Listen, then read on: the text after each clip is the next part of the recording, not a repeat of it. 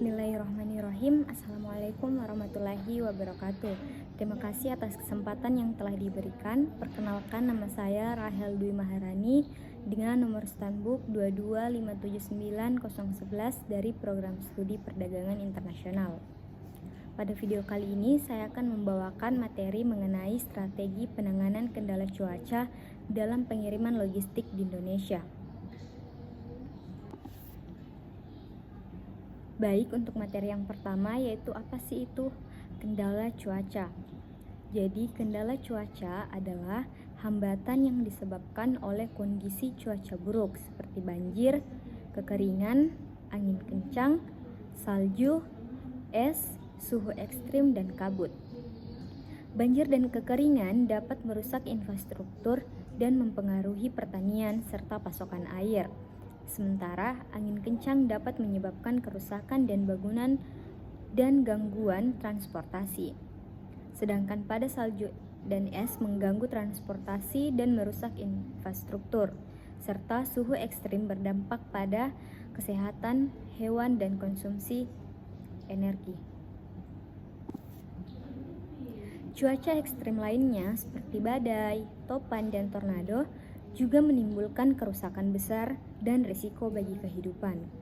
Kabut tebal mengurangi jarak pandang dan meningkatkan risiko kecelakaan lalu lintas. Secara keseluruhan, kendala cuaca memiliki dampak signifikan pada berbagai sektor, termasuk itu sektor pertanian, transportasi, kesehatan, dan ekonomi, sehingga memerlukan perhatian dan penanganan yang tepat. Kemudian materi selanjutnya yaitu mengenai pengiriman logistik. Jadi apa sih itu pengiriman logistik? Nah, pengiriman logistik adalah proses pengelolaan dan pemindahan barang dari satu lokasi ke lokasi lainnya. Mulai dari pengiriman bahan baku hingga produk jadi ke konsumen akhir. Nah, proses ini mencakup berbagai aktivitas seperti perencanaan, pengangkutan, penyimpanan, penanganan barang, pengemasan, serta manajemen inventaris. Sedangkan tujuan utama dari pengiriman logistik itu sendiri yaitu untuk memastikan barang tiba di tempat tujuan dengan tepat waktu dan dengan kondisi yang baik, serta dengan biaya yang efisien. Proses ini melibatkan berbagai moda transportasi, termasuk transportasi di darat, laut, maupun di udara, serta pemanfaatan teknologi informasi untuk melacak dan mengelola pengiriman secara efektif. Nah, pengiriman logistik yang efisien sangat penting untuk mendukung rantai pasokan yang lancar dan memuaskan kebutuhan konsumen dengan cepat. Dan materi selanjutnya yaitu mengenai pengiriman logistik. Jadi apa sih itu pengiriman logistik? Nah, pengiriman logistik adalah proses pengelolaan dan pemindahan barang dari satu lokasi ke lokasi lainnya. Mulai dari pengiriman bahan baku hingga produk jadi ke konsumen akhir. Nah, proses ini mencakup berbagai aktivitas seperti perencanaan, pengangkutan, penyimpanan, penanganan barang, pengemasan, serta manajemen inventaris. Sedangkan tujuan utama dari pengiriman logistik itu sendiri yaitu untuk memastikan barang tiba di tempat tujuan dengan tepat waktu dan dengan kondisi yang baik, serta dengan biaya yang efisien.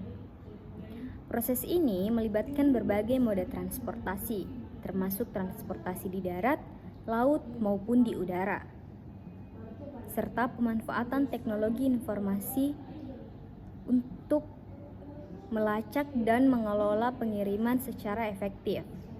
Nah, pengiriman logistik yang efisien sangat penting untuk mendukung rantai pasokan yang lancar dan memuaskan kebutuhan konsumen dengan cepat. Materi selanjutnya yaitu mengenai penanganan kendala cuaca.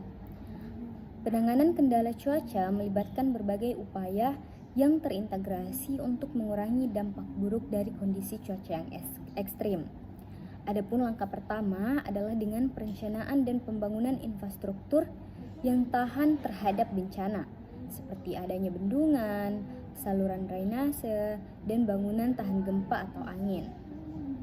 Selain itu, penggunaan teknologi canggih seperti radar dan satelit membantu memantau dan memprediksi cuaca ekstrim.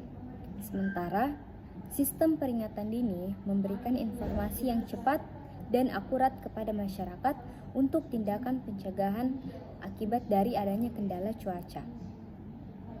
Penanggulangan darurat yang efektif termasuk latihan evakuasi dan penyediaan sumber daya darurat juga krusial dalam merespon bencana dengan cepat.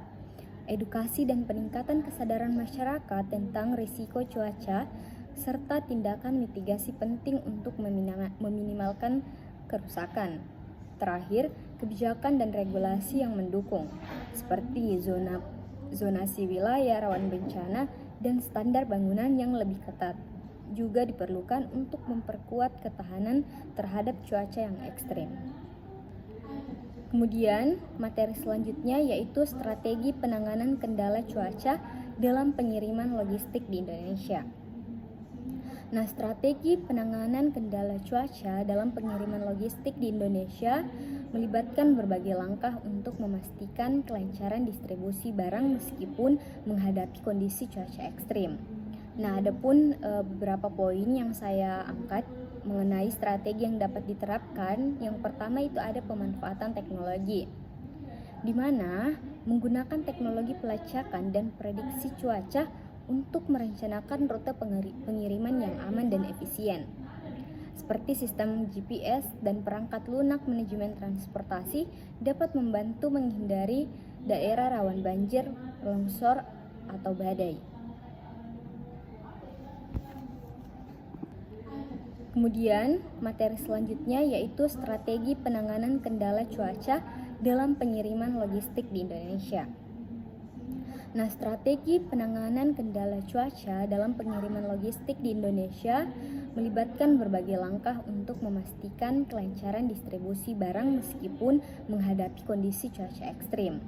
Nah, adapun beberapa poin yang saya angkat mengenai strategi yang dapat diterapkan. Yang pertama itu ada pemanfaatan teknologi, di mana menggunakan teknologi pelacakan dan prediksi cuaca untuk merencanakan rute pengiriman yang aman dan efisien, seperti sistem GPS dan perangkat lunak manajemen transportasi dapat membantu menghindari daerah rawan banjir, longsor, atau badai.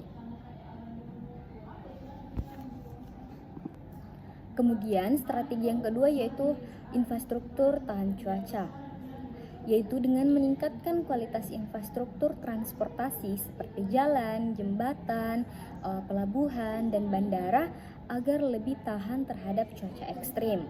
Misalnya, pembangunan jalan dengan sistem drainase yang baik untuk mengurangi risiko banjir. Kemudian, strategi yang ketiga yaitu ada diverifikasi moda transportasi. Nah, ini menggunakan berbagai moda transportasi, baik itu melalui darat, laut, maupun udara untuk fleksibilitas dalam menghadapi cuaca buruk. Jika memang suatu jalur itu terhambat, maka ada estimasi lain atau moda lain yang dapat digunakan sebagai alternatif guna kelancaran pengiriman logistik tersebut.